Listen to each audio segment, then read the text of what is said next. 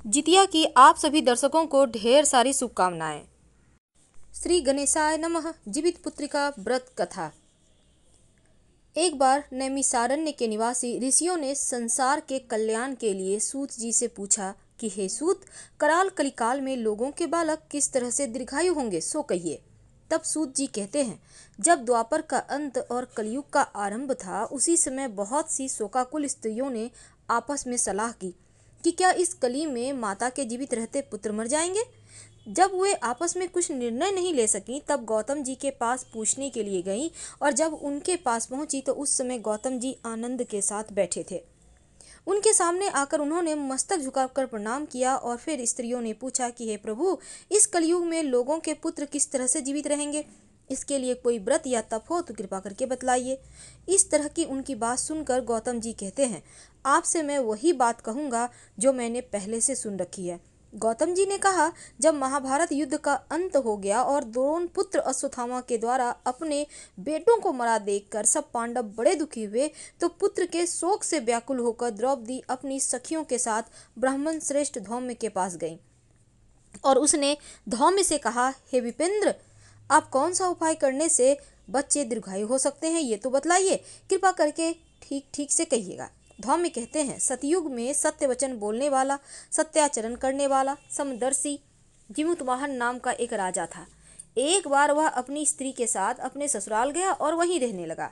एक दिन आधी रात के समय पुत्र के शोक से व्याकुल कोई स्त्री की रोने की आवाज आने लगी, क्योंकि वह अपने बेटे के दर्शन से निराश हो चुकी थी। उसका पुत्र मर चुका था। वह रोती हुई कहती थी, हाय, मुझ बूढ़ी माता के सामने मेरा बेटा मरा जा रहा है। और उसका रुदन सुनकर राजा जिमुतवाहन का तो मानो हृदय विदीर्ण हो गया। अब वह तत्काल उस स्त्री के पास गया और उससे पूछा कि तुम्हारा बेटा कैसे मरा। तब बूढ़ी ने कहा कि गरुड़ प्रतिदिन आकर गांव के लड़कों को खा जाता है। इस पर दयालु राजा ने कहा, माता, अब तुम रो मत, आनंद के साथ बैठो, मैं तुम्हारे बच्चे को बचाने का प्रयत्न करता हूँ। और ऐसा कहकर राजा उस स्थान पर गया जहाँ गरुड़ आकर प्रतिदिन मांस खाया करता था। उसी समय गरुड़ भी उस पर टूट पड़ा और राजा के शरीर का मांस खाने लगा। जब अतिशय तेजस्वी गरुड़ ने राजा का बायां अंग खा लिया, तो झटपट राजा ने अपना दाहिना अंग गरुड़ के सामने फेर कर दिया। यह देखकर गरुड़ जी ने कहा, देव योनियों में तुम कौन हो? तुम मनुष्य तो नहीं जान पड़ते। अच्छा, अपना जन्म और कुल बताओ।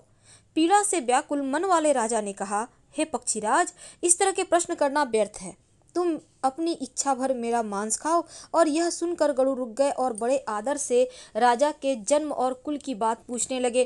राजा ने कहा, मेरी माता का नाम सव्या है और मेरे पिता का नाम शालिवाहन है। सूर्य वंश में मेरा जन्म हुआ है और जिमुतवाहन मेरा नाम है। राजा की दयालुता देखकर गरुड़ ने कहा, हे महाभाग, तुम्हारे मन में जो अभिलाषा हो वह वर मांगो। राजा ने कहा, हे पक्षीराज, यदि आप मुझे वर ही दे रहे हैं तो वर दीजिए कि आपने अभी तक जिन प्राणियों को खाया है वे सब जीवित हो जाएं। हे स्वामिन, अब से आप यहाँ बालकों को ना खाएं और कोई ऐसा उपाय बताएं कि जहाँ जो उत्पन्न हो वे लोग बहुत दिनों तक जीवित रहें। धौम्य ने कहा कि पक्षीराज गरुड़ राजा को वरदान देकर स्वयं अमृत लेने के लिए नागलोक चले गए। वहां से अमृत लाकर उन्होंने उन मरे हुए मनुष्यों की हड्डियों पर बरसाया और ऐसा करने से सब लोग जीवित हो गए जिनको कि पहले गरुड़ ने खाया था। राजा के त्याग और गरुड़ की कृपा से वहां के गांव में रहने वाले बहुत सारे लोगों के कष्ट दूर हो गए और उस समय राजा के शरीर की शोभा भी दुगुनी हो गई।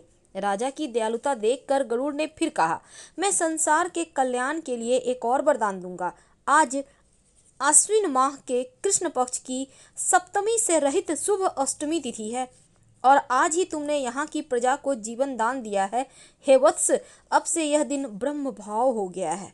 जो मूर्ति भेद से विभिन्न नामों से विख्यात है, वही त्रैलोक्य से पूजित दुर्गा अमृत प्राप्त करने के अर्थ में जीवित पुत्रिका कहलाई है। सो इस तिथि को जो भी स्त्रियां इस जीवित पुत्रिका की और कुश की आकृति बनाकर तुम्हारी पूजा करेंगी, तो दिनों दिन उनका सौभाग्य बढ़ता चला जाएगा और वंश भी बढ़ती चली जाएगी। हे महाभाग, इस विषय में विचार करने की आवश्यकता नहीं है। हे राजन, सप्तमी से रहित और उदया तिथि की अष्टमी को व्रत रखें, यानी सप्तमी विद्ध अष्टमी जिस दिन हो उस दिन व्रत ना कर शुद्ध अष्टमी को ही व्रत करें और नवमी के दिन पारण करें। यदि इस पर ध्यान न दिया गया तो फल नष्ट हो जाएगा और सौभाग्य तो अवश्य ही नष्ट होगा। जिमुत वाहन को इस तरह का वरदान देकर गरुड़ बैकुंठ धाम को चले गए और राजा भी अपनी पत्नी के साथ अपने नगर को वापस चले आए। धौम में द्रौपदी से कहते हैं, हे देवी, मैंने यह अतिशय दुर्लभ व्रत तुमको बताया है और इस व्रत को करने से बच्चे दीर्घायु होते हैं। हे देवी, तुम भी पूर्वोक्त विधि से यह व्रत करो और दुर्गा जी का पूजन करो तो तुम्हें अभिलाषित फल प्राप्त होगा। मुनिराज धौम्य की बात सुनकर द्रौपदी के हृदय में एक प्रकार का कौतूहल उत्पन्न हुआ और पूर्ववासिनी स्त्रियों को बुलाकर उनके साथ यह उत्तम व्रत किया। गौतम ने कहा कि यह व्रत और इसके प्रभाव को किसी एक चिल्ही ने सुन लिया और अपनी सखी सियारिन को बतलाया। इसके बाद पीपल की वृक्ष की शाखा पर बैठकर उस चिल्ही ने उस वृक्ष के खोते में बैठकर सियारिन ने भी यह व्रत किया। फिर वही चिल्ही किसी उत्तम ब्राह्मण के मुख से यह कथा सुन आई और पीपल के खोते में बैठी हुई अपनी सखी को सुनाया। सियारिन ने आधी कथा सुनी थी कि उसे भूख लग गई और वह उसी समय सबसे भरे हुए श्मशान में पहुंची और वहां उसने इच्छा भर मांस खाया और भोजन किया और चिल्ही बिना कुछ खाए पिए रह गई। और फिर सवेरा हो गया। सवेरे वह गौशाला में गई और वहां का गौ का दूध पिया। इस तरह नवमी को उसने पालन किया और कुछ दिनों के बाद वे दोनों मर गई और अयोध्या में किसी धनी व्यापारी के घर में जन्मी। संयोग से उन दोनों का जन्म एक ही परिवार में हुआ जिसमें सियारिन ज्येष्ठ हुई और चिल्ही छोटी। वे दोनों सभी शुभ लक्षणों से युक्त थीं, इसीलिए बड़ी लड़की काशीराज के यहाँ ब्याही गई और छोटी उनके मंत्री के साथ ब्याही गई। अग्नि के सामने विधि पूर्वक ब्याह हुआ। अब पूर्व जन्म के कर्म फल से जो बड़ी बेटी थी यानी जो सियारिन थी वह मृगनयनी रानी हुई और जिस भी किसी संतान को उत्पन्न करती वो मर जाती। और पूर्व जन्म की बात को स्मरण करने वाली मंत्री की पत्नी ने अष्टवसुओं से सदृश तेजस्वी 8 बेटे को जन्म दिया और सभी जीवित रहे। अपनी बहन के पुत्रों को देखकर ईर्ष्यावश राजपत्नी ने अपने स्वामी से कहा, यदि तुम मुझे जीवित रखना चाहते हो तो इस मंत्री के सभी पुत्रों को उसी जगह भेज दो जहां मेरे बेटे गए हैं, अर्थात इन्हें मार डालो। यह सुनकर राजा ने उन मंत्री के पुत्रों को मारने के लिए कई प्रकार का उद्योग किए, पर मंत्री पत्नी ने जीवित पुत्रिका के पुण्य बल से अपने बच्चों को बचा लिया। एक दिन राजा ने अपने आदमियों से उनके पुत्रों का सिर कटवाकर पिटारी में रखवाया और पिटारी उनकी माता यानी मंत्री पत्नी के पास भेज दिया। किंतु वे 8 सिर बेशकीमती जवाहरात हो गए और भले चंगे वे 8 लड़के अपनी माँ के पास वापस चले गए। उनको जीवित देखकर राजपत्नी को बड़ा विस्मय हुआ। अंत में वह मंत्री की पत्नी के पास आई और उनसे पूछा, बहन, तुमने कौन सा ऐसा पुण्य किया है जिससे बार बार मारे जाने पर भी तुम्हारे बेटे नहीं मरते? इस पर मंत्री की पत्नी ने कहा, पूर्व जन्म में मैं चिल्ही थी और तुम सियारिन, दोनों ने व्रत किया था। तुमने व्रत के नियमों का भलीभांति पालन नहीं किया और मैंने किया, और इसी दोष से हे बहन तुम्हारे बेटे नहीं जीते हैं। ओ राजरानी, अब भी तुम उस जीवित पुत्रिका व्रत को करो तो तुम्हारे बेटे दीर्घायु होंगे। मैं तुमसे सच सच कह रही हूँ।